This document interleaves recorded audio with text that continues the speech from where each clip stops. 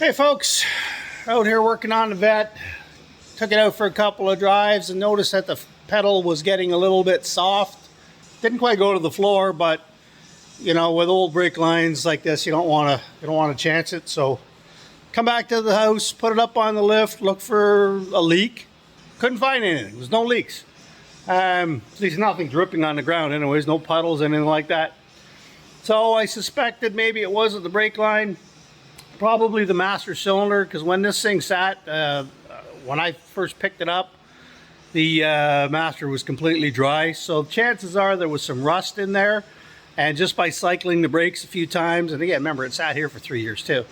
So just by cycling the brakes, I think maybe we damaged the seals in the master cylinder. If that is the case, then it won't leak on the ground. It'll leak inside the master, and that seems to be what's going on because the fluid's only down a little bit. So we ordered up a new master cylinder because if it's rusty, then I'm not even going to bother rebuilding that. They're not that expensive. So we got one coming, should be here tomorrow. While we're at it, we took all the brakes off, had a good look at everything. And the driver's side caliper was a little wet on the inside. Or not driver's side, passenger side. And that's curious because I replaced that a year ago. The old one was blown out, which was why the master cylinder was empty. So the old one, the seals were completely gone. This one here was replaced, brand new. Bought it from Rock Auto. So we had a leak. I took it apart.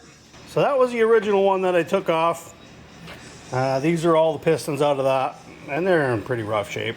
They're just flat. Like I said, those pistons were blown out and there's fluid everywhere. So I took it apart. It's a little mangy inside because it's been sitting for a while. So that's the original. This is the brand new one. It's been on there a year. Hasn't really been driven. And you can see here, I don't know if you're familiar with these Corvettes, but they have a weird two-piece caliper. Okay, so they go together like that. And the fluid goes into this one and through this little hole into these pistons. Okay, so, and this hole as well. So they kind of go like this. So all four pistons are working. Problem is sometimes these seals here leak. That wasn't the case here.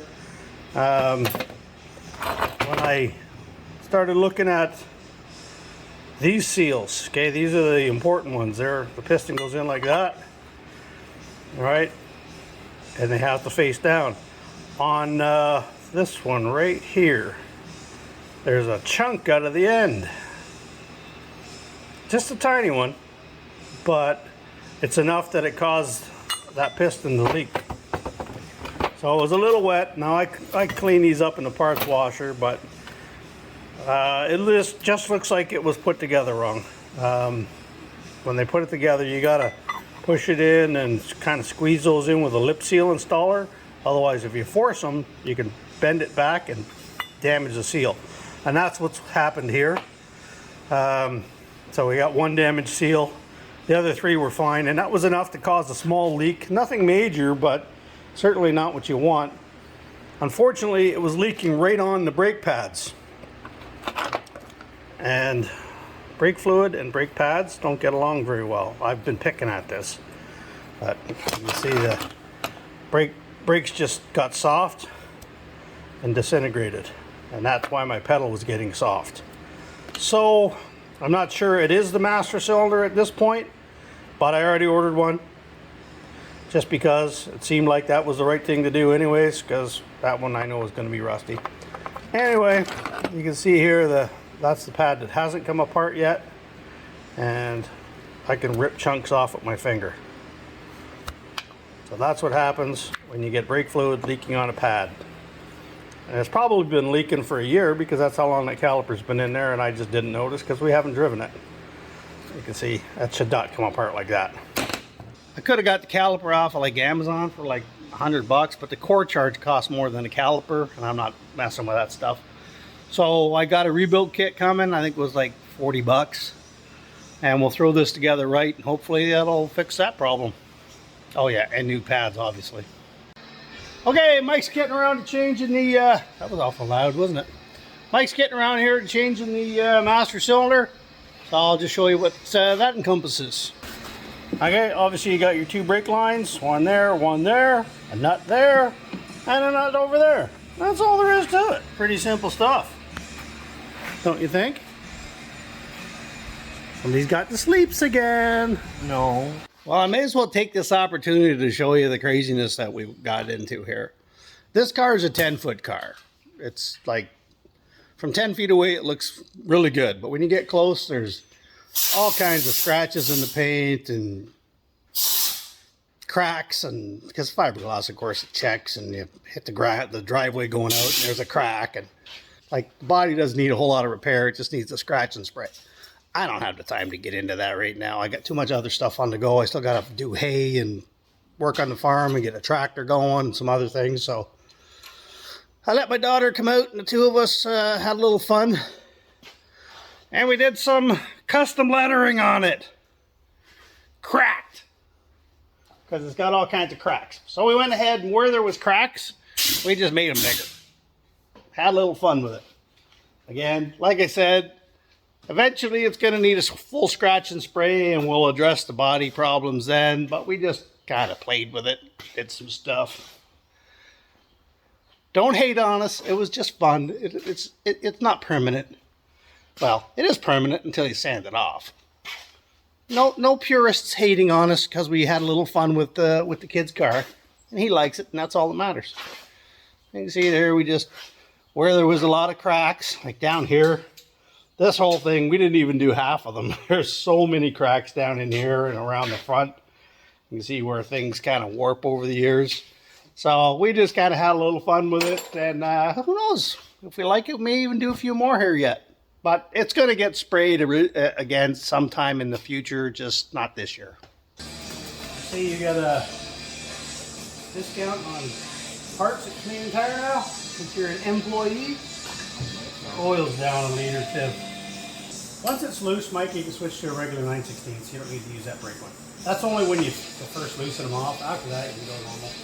Can't do it with a ratchet, can you? No, not enough space. Give the onion! There you go. You know, I pretty much guarantee that's original. I got a feeling that's never been changed. Never mind me. Just tell me to get the hell out of the way, Dad. I'm busy. No way, old fool. And I jump across his Corvette. Give it to you! Let's say I didn't do nothing. I put a rear view mirror on. Not me. You ain't got that off yet? Look, another vacuum leak.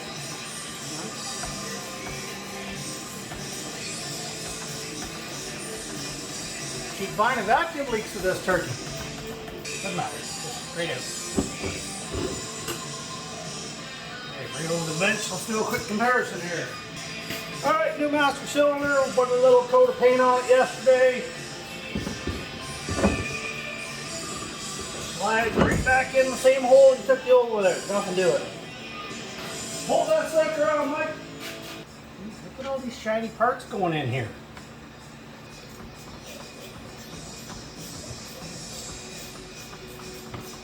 Okay, there's the 2 nuts tightened up. Now we're just going to get the line started. Okay, so they come with little shipping plugs in them to keep the dirt and garbage out. These here you want to be careful with because they will wiggle a bit, and sometimes you can cross thread these. And especially when they're older and they're stiff like these are. I hit them with WD, but they're still not spinning all that well, so it's a good idea to just wiggle them and get some of that crap off the lines so that they spin nice and easy, so you can feel if there's any resistance. You can see, just by wiggling that around a bit, you can see now it's spinning quite nice. We'll do the same with the back one. Sometimes you just gotta wiggle the lines a bit and get things lined up. Yeah, you're good. You can tighten those up.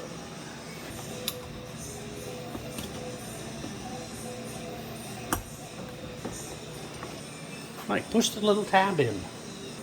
There's child-proof and then there's Michael-proof. Oh, wow, okay. I see how it is. We gotta bleed the brakes, so we're gonna be doing this again. Okay, so that part's done. Can't bleed yet because we don't have a caliper on this side. We're waiting on Caliper rebuild kit. So we're gonna find something else to mess with. Okay folks, we're about to rebuild this caliper here. So we picked up a full new seal kit here. It's got the 4 outer seals, 4 seals we need to replace, and then the 2 caliper casting seals which go in here. So we're going to get this thing done. The first step is get these old ones off. Careful not to scratch the piston itself. They come out real easy. Just like that. And then we'll put a new one on. Now they are directional, so you got to make sure they're in the right way. This part of the piston is out. You can see how they're tapered. It goes on like that. So to keep the fluid from going this way, right? If the pressure hits, it pushes it out more, causes it to seal. Okay, and to put them on, just use your fingers. Just like that.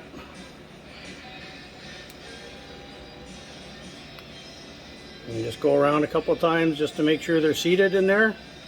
Okay, so we got some brake fluid here, some old brake fluid. We're just lubricating up the seal and the wall here inside the cylinder of the caliper.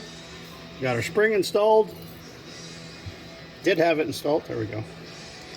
Okay, so all you're going to use is a lip seal installer, which just kind of sits in here like this. And you just put a little tiny bit of pressure. You don't want to force this. And you kind of walk your way around evenly.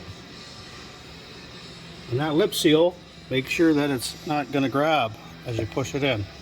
Just like this. There we go.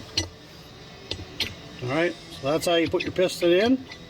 Next thing you're going to do is you're going to put on the outer seal. Okay? And that just goes on like that. We're going to do the same thing. We're just going to lubricate the outside here a bit. And all you're going to do here is you're going to grab a socket that's the size of that, and we're just going to tap it on. Go like that, line things up.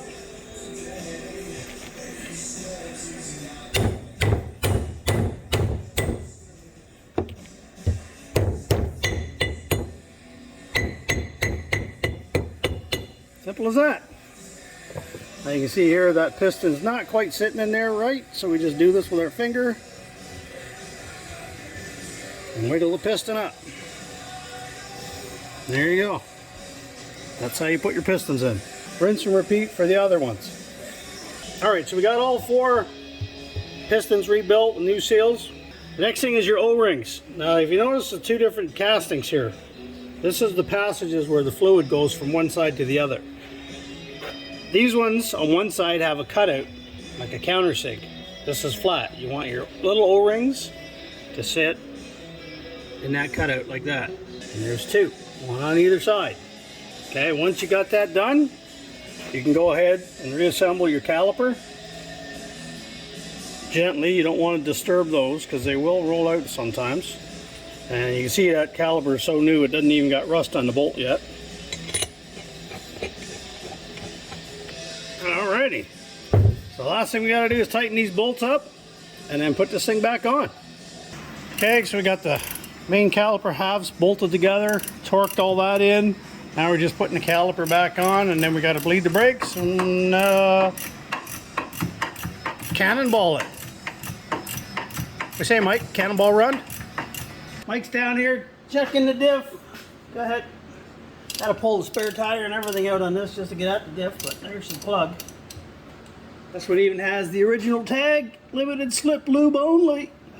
I'm gonna try to get some fluid in here. This has got the limited slip additive in this already. Maybe just squeezing that in there until it starts to come out. Oh, she's a little on the thirsty side. That might be some of her growling. Well, we're getting some out now. Alright, there we go. You can see in there it's starting to come out. You're down about a cup, maybe 2 cups, which is a fair bit.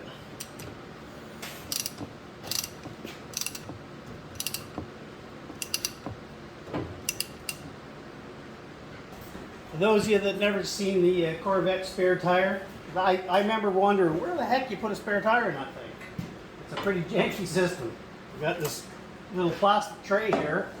It's in there like so. And you put your tire on that carefully. Slide it like that. And you lift the sucker up. And you crank this bolt back up. cracked like everything else on this car. Cracked. Keep going. I just saw a spot. That's fine. There you go. And that's how the spare tire goes on a C3 Vet. Brakes are all bled. Mikey went and painted up all his brake calipers. That's just rust paint, nothing fancy. Dips checked, brakes are bled, calipers fixed and on. You got good pedal now. Master cylinder, but still need Master cylinder's done. hooked up the vacuum leak too. Fixed the vacuum line that was off. Same, put the Okay, lower it down, put tires on it. might look at that.